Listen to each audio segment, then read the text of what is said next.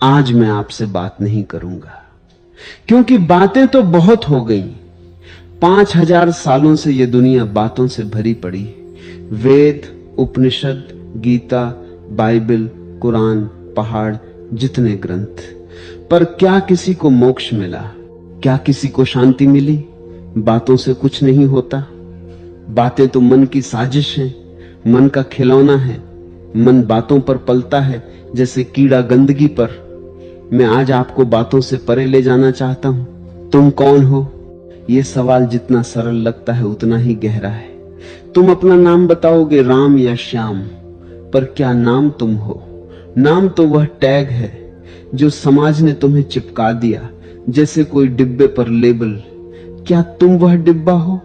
तुम कहोगे, मैं एक शिक्षक हूं, मैं एक डॉक्टर हूं, मैं एक व्यापारी हूं, पर क्या पेशा तुम हो? पेशा तो एक किराए का कपड़ा है जो तुमने कुछ घंटों के लिए पहन लिया। असल में तुम तो वह हो जो इन सबको देखता है, नाम को देखता है, पेशे को देखता है, रूप को देखता है, विचारों को देखता है। जो देखने वाला है वही असली तुम हो, बाकी तो सिर्फ दृश्य है। तुमने अपनी पहचान बना ली है। मैं हिंदू हूं, मैं मुसलमान हूं, मैं भारतीय हूं, मैं अमेरिकी हूं। ये सब खिलौने हैं। ये खिलौने इतने पुराने हो गए हैं कि बच्चे भी इनसे उब गए हैं। बस बूढ़े लोग अब भी इनसे खेल रहे हैं। धर्म के नाम पर तुमने जातियां बना ली, मंदिर बना लिए, मस्जिदें बना ली, और उन दीवारों के भीतर तुमने अपनी आत्मा को कैद कर लिया। जो असीम है, जो अनंत है, उसे तुमने एक खांचे में ठूंस दिया। फिर तुम रोते हो कि दम घुटता है। तुम्हारी असली पहचान तो वह चेतना है जो सोने, जागने, जन्म मरण से परे है। वह चेतना न पुरुष है, न स्त्री, न बूढ़ा है, न जवान, न हिंदू, न मुसलमान।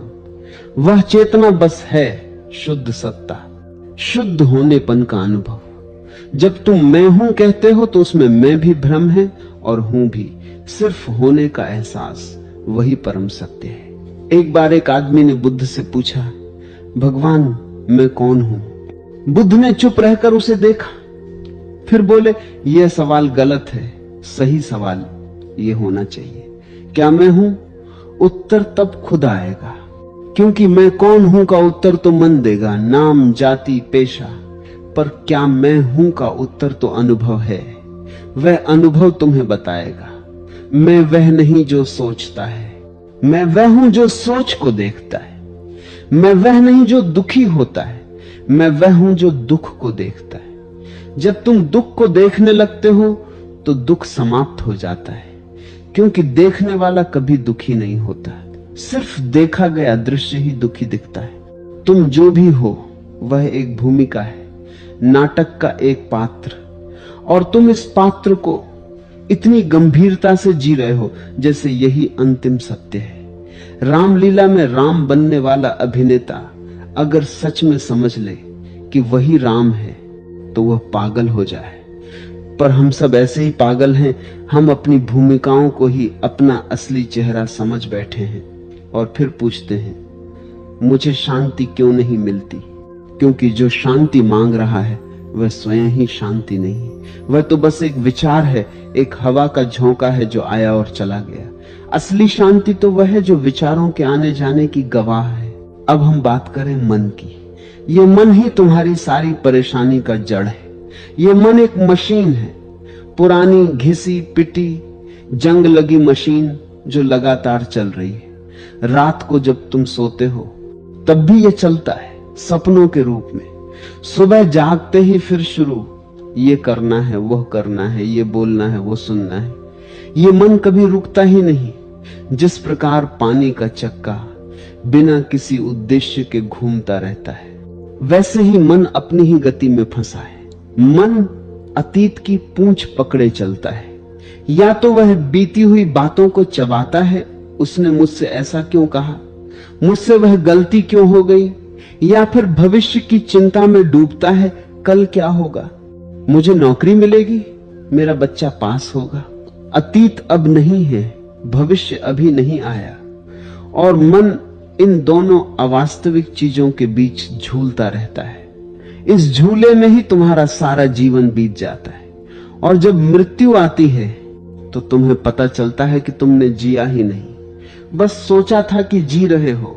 मन का स्वभाव है पछतावा और आशा, ये दोनों एक ही सिक्के के दो पहलू हैं। पछतावा अतीत को पकड़ता है, आशा भविष्य को, और वर्तमान यह अमूल्य क्षण इन दोनों के बीच कुचल जाता है। तुम्हारे पास बस अभी है, ये क्षण, ये सांस, मगर मन तुम्हें इस सांस का एहसास नहीं होने देता। वह कहता है अभी क्यों, कल जरूर, अभी तो तैयारी करो, पर कल कभी आता नहीं, कल हमेशा कल ही रहता है। फ्रायड, जंग, एडलर, इन सब ने मन के कोने कोने खोदे, पर कोई भी मन के पार नहीं पहुंचा। मन ही उनका औजार था, और औजार कभी अपने से बड़े को नहीं पकड़ सकता। मन एक सीढ़ी की तरह है, सीढ़ी पर चढ़ो, पर एक दिन सीढ़ी को भी गिराना पड़ता है। जो सीढ़ी पर अटक जाता है वह कभी छत तक नहीं पहुंचता। तुम्हारे सारे धर्म ग्रंथ, सारे सिद्धांत, सारी विचारधाराएं, ये सब सीढ़ियां हैं। पढ़ो, समझो, पर फिर उन्हें पीछे छोड़ दो। अगर तुम गीता को पकड़े रहोगे तो तुम कृष्ण तक कभी नहीं पहुंचोगे। गीता तो नदी का किनारा है और कृष्ण तो उस पार है जहां ना कोई गीता है ना कोई अर्जुन। मन का एक और रोग है तुलना। तुम हर वक्त दूसरों से अपनी तुलना करते हो। उसके पास बड़ा घर है, मेरे पास छोटा। उसकी गाड़ी अच्छी है, मेरी पुरानी। उसको प्यार मिला, मुझे नहीं। यह तुलना मन को आग की तरह जलाती है। कोई भी दो आत्माएं एक जैसी नहीं है, फिर तुलना कैसी? हर व्यक्ति एक अनोखी कला है। किसी कविता को किसी गीत से तुलना नहीं की जा सकती। जो तुलना करता है वह अपनी ही खुशियों को मारता है। जो अपने आप को बिना तुलना के स्वीकार कर लेता है, उसे वह सब कुछ मिल जाता है जिसे हम मोक्ष कहते हैं। मोक्ष कोई मंजिल नहीं है, मोक्ष तो वह क्षण है जब तुम कहते हो मैं ठीक हूं जैसा हूं। तुम्हारे धर्म गुरुओं ने तुम्हें डरा धमका कर रखा है। उन्होंने कहा काम पाप है, क्रोध पाप है, लोभ पाप है, तो तुमने इन्हें दबा दिया अंदर की गहराइयों में, बेसमेंट में, और फिर ये वहीं पड़े पड़े सड़ने लगे, जहर बन गए। अब तुम बाहर से संत दिखते हो, पर भीतर एक ज्वालामुखी है जो कभी भी फूट सकता है। तुम्हारे संतों की दाढ़ी मूछें तो बढ़ गई, पर भीतर का काम, क्रोध और वासना कम नहीं हुई। बस उन्होंने शक्ल बदल ली। मैं तुमसे कहता हूं, काम एक ऊर्जा है। ये तुम्हारे भीतर का जीवन रस है। जिसमें काम नहीं वह मुर्दा है। ये ऊर्जा ही तुम्हें सृजन की ओर ले जाती है। कविता बनती है, चित्र बनते हैं, बच्चे पैदा होते हैं, नई सभ्यताएं जन्मती हैं। ये ऊर्जा ही प्रेम है, भक्ति है, समर्पण है। अगर तुम इस ऊर्जा को समझ लो, इसे पहचान लो, इसके साथ नाचो, तो यही काम समाधि बन जाता है। वही काम जब तुम्हारी रीढ़ में जागृत होता है तो उसे कुंडलिनी कहते हैं, और जब वह सहस्रार पर पहुंचता है तो वही परमानंद है। तो काम को पाप मत कहो, इसे समझो। अगर तुम काम को दबाओगे तो वह विष बनेगा, अगर तुम उस पर ध्यान दो तो वह अमृत बनेगा। क्रोध भी ऐसा ही है। क्रोध एक अग्नि है जो गलत दिशा में जले तो जलाती है, और सही दिशा में जले तो तुम्हारे अहंकार को जलाकर राख कर देती है। एक सच्चे योद्धा को क्रोध की जरूरत है, अन्याय के खिलाफ, असत्य के खिलाफ। पर यह क्रोध जब बुद्ध के साथ जुड़ता है तो वह करुणा बन जाता है। महावीर क्रोधित थे हिंसा पर, बुद्ध क्रोधित थे अज्ञान पर, कृष्ण क्रोधित थे कुरुक्षेत्र में, पर उनका क्रोध स्वार्थ से मुक्त था। वह सेवा थी, वह उद्धार था। तो अपनी भावनाओं को मत मारो, उन्हें जियो, पर होशपूर्वक जियो। जब क्रोध आए तो 1 मिनट रुको, उस क्रोध को देखो, वह कहां से आ रहा है, वह किस बात पर है, और तब पाओगे कि अधिकतर क्रोध तुम्हारी अपनी अपेक्षाओं के टूटने पर आता है। उसने ऐसा क्यों किया जो मैं चाहता था। तो क्रोध तो तुम्हारे अहंकार की हिचकी है। जब तुम इस हिचकी को देखने लगते हो तो वह अपने आप गिर जाती है, क्योंकि जो देखता है वह क्रोध नहीं है, वह साक्षी है। और जब साक्षी जाग जाता है तो क्रोध के पास रहने की जगह नहीं बचती। वैसे ही जैसे अंधेरे में रोशनी लाने पर अंधेरा वहां से चला जाता है। तुम्हारी भावनाएं तुम्हारे दुश्मन नहीं है, वे तुम्हारे दोस्त हैं जो तुम्हें कुछ बताने आए हैं। जब तुम दुखी होते हो तो दुख कह रहा है कहीं तुम सही नहीं चल रहे, कोई तुम्हारी जड़ से जुड़ा रिश्ता टूटा है, तुम अपने आप से झूठ बोल रहे हो। जब तुम क्रोधित होते हो तो क्रोध कहता है तुम्हारी सीमा का उल्लंघन हुआ है, अपनी सीमा को पहचानो। जब तुम लोभी होते हो तो लोभ कहता है तुम्हारे भीतर एक खालीपन है, उसे बाहरी चीजों से मत भरो, उसे अपने भीतर झांक कर देखो। ये हमारे आस पास जो समाज है ये कोई स्वस्थ शरीर नहीं है, ये एक बीमार आदमी है, न्यूरोटिक, चिंतित, भयभीत। और इस बीमार आदमी को जब हम सामान्य कहते हैं तो सवाल यह है क्या तुम फिट हो? फिट होना यानी पागल खाने के लिए फिट होना, क्योंकि इस समाज में जो सफल है वही सबसे बड़ा पागल है।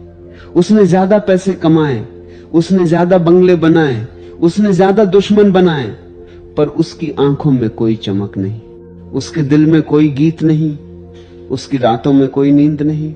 समाज ने तुम्हें कुछ होने की प्रतिस्पर्धा में लगा दिया है, डॉक्टर बनो, इंजीनियर बनो, मंत्री बनो, अमीर बनो, पर किसी ने तुमसे नहीं कहा इंसान बनो।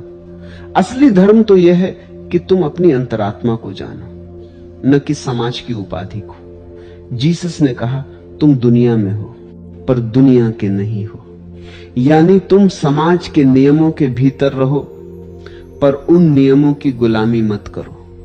अगर समाज कहता है कि झूठ बोलने से फायदा होता है तो भी तुम सत्य को चुनो। अगर समाज कहता है कि हिंसा से राजनीति होती है तो भी तुम अहिंसा को चुनो। यही तुम्हारी जिम्मेदारी है कि तुम समाज को न बदलो बल्कि समाज की चालाकियों से बचो। समाज ने एक और बड़ी चाल चली है, उसने तुम्हें गिल्ट, पाप, बोध से भर दिया है। थोड़ा सा सुख मिले तो तुम्हें डर लगता है कहीं ये पाप तो नहीं। थोड़ी सी रात जागो तो लगता है ये बुरी बात है। तुम्हारे भीतर एक निरंतर आवाज है, यह मत करो, वह मत करो। ये तुम्हारे माता पिता की आवाज है, ये तुम्हारे धर्म गुरुओं की आवाज है, ये समाज की आवाज है। पर उस आवाज को असली ना समझो, वह एक रिकॉर्डेड टेप है। तुम वह टेप हो जो बिना रुके चल रहा है। मुझे अच्छा बनना है, मुझे बुरा नहीं बनना है। पर अच्छा और बुरा किसने तय किया? क्या तुमने? नहीं, किसी और ने, जो तुमसे 5000 साल पहले मर गया। जब मैं कहता हूं स्वतंत्रता तो मेरा मतलब है अपने विवेक से जीना। अगर तुम अपने विवेक से जीते हो तो तुम कभी भी किसी नियम के गुलाम नहीं बनते।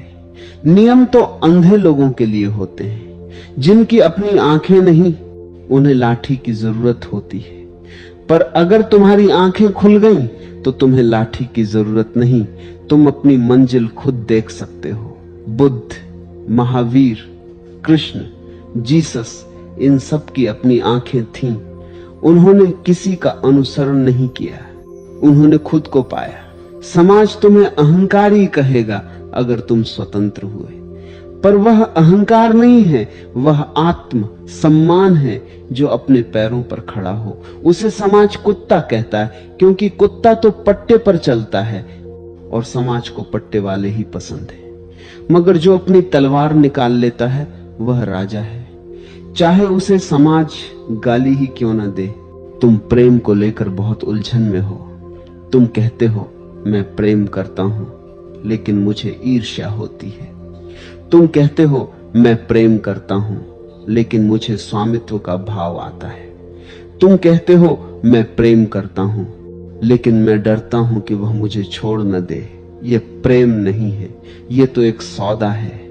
मैं तुम्हें प्रेम देता हूं, बदले में तुम मुझे सुरक्षा दो।